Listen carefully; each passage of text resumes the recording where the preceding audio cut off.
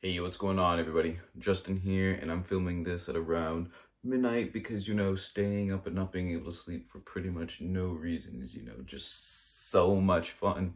But I felt, I might as well be productive if I'm going to stay up till midnight or whatever later and still have to work in the morning. Might as well get something useful accomplished. But yeah, in this video, I'm going to be doing my May book haul, and I pretty much missed about half a year, and apparently those books are just going to be like in the void. But I will be doing like a library tour at some point someday over the rainbow, I'm sure.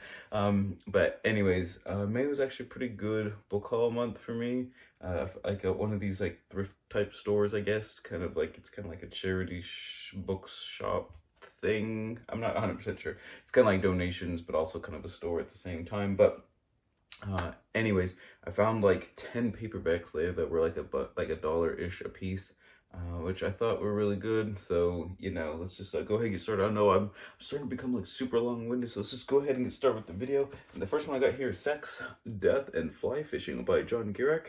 And at first I was kind of like, it's a fishing book or whatever, but I've already read one other book by John Gierach. I should say, the first time I bought it. I read Still Life with Brook Trout, probably 2 or 3 months ago. And yeah, he kind of talks about fishing and, this got like fishing tales and stuff. But the vast majority of the book was actually like kind of just like thoughts on like life and philosophical musings on like different things and stuff. And I thought it was like super well written. I really enjoyed it, so I'm probably going to be picking up more of John Gierach's books as I see them. And like I said, it was $1, so I was like, bang, plus it's got a funny title, so I couldn't really pass that one up.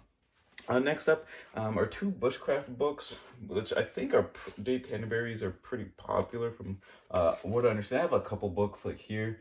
Not gonna lie, I haven't actually read them before. All these ones were gifts, I think. Well, I guess I say I have a lot. I have 2, but anyways, they were like $1 a piece.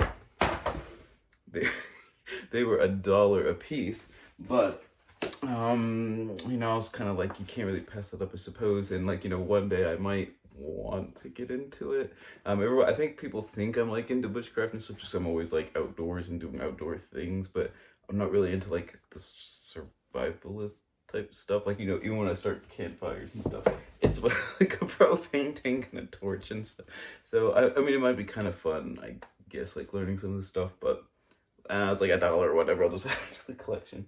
Next up, I have, let's see, 4 books on Maine. So I think someone donated like a whole kind of collection on Maine stuff, and there was another set of books we'll get to at the end as well. That thing were kind of like someone's like kind of like personal like bookshelf for a library or something that they like donated. The first one we got here is Maine Beer Brewing in Vacation Land by Josh Christie. And yeah, if you guys follow me on Instagram, you'll see like a month ago, me and my friend Tim, that you've seen on some of the other videos and stuff, went on like kind of like a Maine beer tasting spree or whatever, like on like a road trip and stuff. He's like super into it, and I'm like kind of into it, so it's kind of fun. I'm just kind of reading a little bit about the lore, I guess the lore, the history and stuff of some different brewing companies in Maine. Probably one of my favorite highlights of that trip was definitely Sebago Brewing Company. So, if you were like one of those like craft beer enthusiasts, whatever, definitely try them out or try to get a hold of them. Something like that. All right. And I got 3 more Maine books, no particular order. We got It Happened in Maine. It says fascinating stories about 24 events that helped make Maine what it is today, including little-known episodes that shaped the Pine Tree State's colorful history.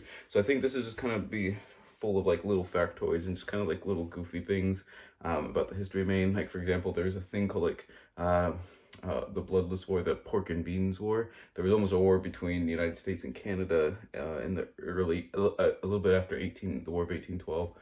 In the 1820s and 30s, because the northern Maine border really wasn't like, defined. I think events like that is kind of going to be in there. But eventually like the army and stuff was like sent out, but nothing actually like happened. They just like, I think the United States actually had like their map, like Canada and the United States, like each had like maps or whatever. In the United States kind of like got off like where I live now really was like originally part of Canada if you go by like the original like boundary lines from like earlier and stuff. But anyways, I'm going off topic, but anyways, just a bunch of little factoids about Maine, so I thought it was kind of cool. Birds of a Feather by Paul Fournier. And the reason I picked this one up is I read the blurb on the back. It says, in this new collection, Maine guide, bush pilot, journalist, and professional photographer, Paul Fournier spins, like, isn't that, like, I mean, that's gonna be like one of the coolest jobs ever, you know, be a Maine guide, and then a pilot, and a journalist, and a photographer. Blah, blah, blah, blah. Spins more stories of the wild outdoors and if I could read at midnight, apparently not. Inimitable style that earned him the Best Book of 2011 award from the New England Outdoor Writers Association. In this title essay, Fournier tells the fascinating story of how devoted scientists, citizens, and outdoor professionals brought back the bald eagle in Maine, one misty pair at a time, and kind of goes on and on and on. But I thought that was like pretty cool. So it's kind of like a local independent author type deal. Thought it would look pretty swag, so I picked that one up as well. And then this one is A Moose and a Lobster Walk into a Bar, and I know nothing about this one.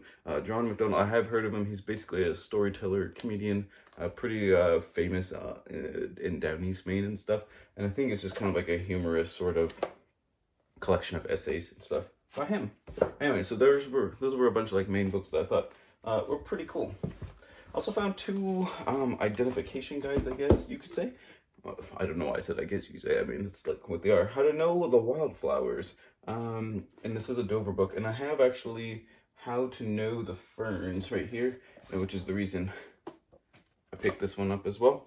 What I think is kind of cool about this is like only like certain parts are highlighted.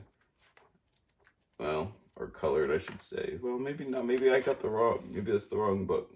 Never mind, scratch that. I could have sworn it was, but I was wrong. What I actually do like is with wildflowers, sometimes the illustrations, like in black and white, are almost better in a certain way. I'm going to be doing some like comparativations. Wow, I don't have, no, you can tell it's like midnight, you know what I mean? Comparisons, I have no idea what I was even like trying to say. But anyways, I'm going to do some comparisons of different field guides and stuff. And these ones are pretty basic, and they're kind of like old, but they're kind of vintagey looking. I really like them, so I mean, for $1, I'm not going to pass it up because I want a field guide collection, as you can see there. This one, though, I'd never seen before. It's kind of like an agricultural bulletin. Most states sort of put these sort of things out. I think this one is just actually the United States Forest Service. Okay, yes. Okay, the Department of Agriculture, but the Forest Service is probably the Department of Agriculture. Anyways, A Guide to Medicinal Plants of Appalachia. And I thought that was just like really cool. This one's got photographs and illustrations. And it's kind of got just some like basic stuff on like each one. But I don't know, I just thought it was really cool just seeing it. And I was like, for $1, I'm definitely picking that up for sure. But yeah, I feel like, I don't know, I just really enjoy field guides. I know it's not a lot of people's tea, but whatevs. All right, the last kind of field guide-ish book is actually a book my wife found at like a yard sale, I believe, for $1 or $2. And it's The Manual of Tree and Shrub Insects.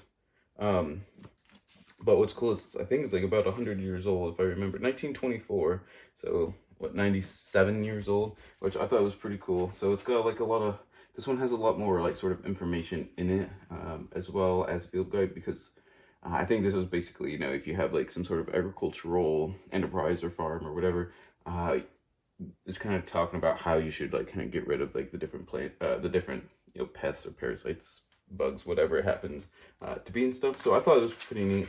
So it's got identification and sort of lore and sort of kind of a how to like protect yourself from them and all that kind of stuff. So that was pretty neat. All right, next up we have a trio of Theodore Roosevelt books, and I have quite a few Theodore Roosevelt books as well. And these ones were a couple bucks more at that store, but I think someone had like a Theodore Roosevelt collection or something. But the first one here is The River of Doubt, Theodore Roosevelt's Darkest Journey by Candice Miller. What this book is all about is after Theodore Roosevelt was president, he went on a bunch of like different safaris and expeditions and stuff. And this one is about his sort of Amazon River expedition, which turned into a pretty like crazy, dark, like dangerous journey. I think a lot of people got like sick and died and stuff on this expedition. I'm not even 100% sure if I can't remember exactly what like the purpose. I don't know if it's like to find the source of the Amazon or something like that. But he was like an avid naturalist and outdoorsman and stuff.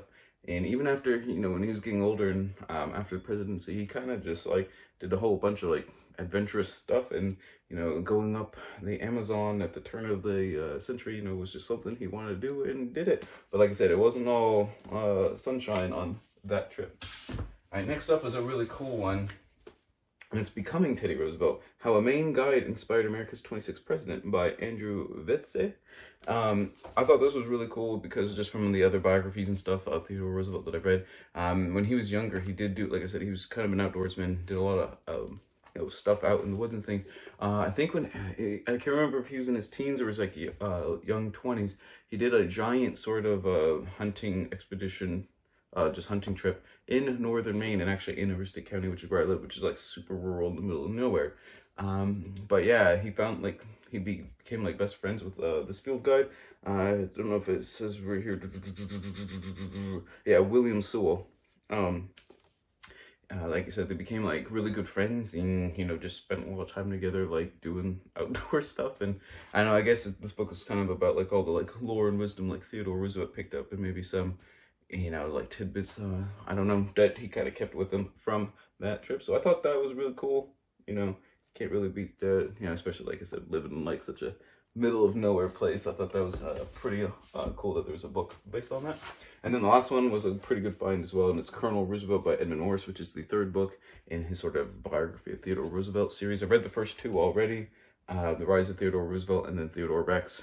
Theodore Rex being when he's president, the first one being before he's president, and then this one is all about the time after he was president. So I thought that was just really cool finding this one as well to kind of complete the set. Definitely will be picking that one up at some point. And yeah, definitely check that one out if you're interested in Theodore Roosevelt. You really can't beat these three biographies. And then lastly, I know this is probably running long, I found David Attenborough's The Living Planet, which anything by David Attenborough I'm probably going to be like picking up and stuff. I read this is, I think, kind of a trilogy. The first one is Life on Earth here, which I have read, and it is very good. Definitely pick that up. And I think there is a third book to the, I don't know if there's I want to say there's a third book, but I can't remember off the top of my head. And of course, this one doesn't have what the third one is. Well, especially, I guess, if it was already, or if this was published before it. But anyways, I'm pretty sure there is a third book in sort of that series, so definitely will be looking out for that one after I read this one. But anyways, those are the books that I picked up in the month of May. But I didn't actually spend that much money, even though there was 15 books there, something like that, 15, 16.